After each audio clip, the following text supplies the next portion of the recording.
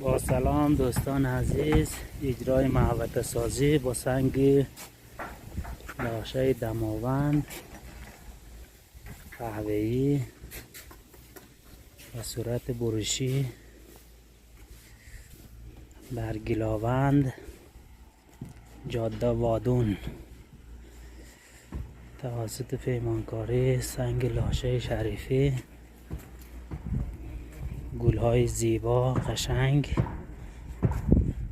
با سنگ سبز و قرمز.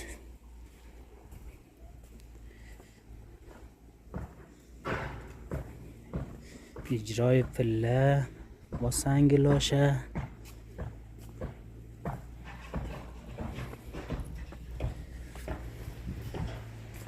دیوار در پشت اونم آبنامه است که آب بندی شده.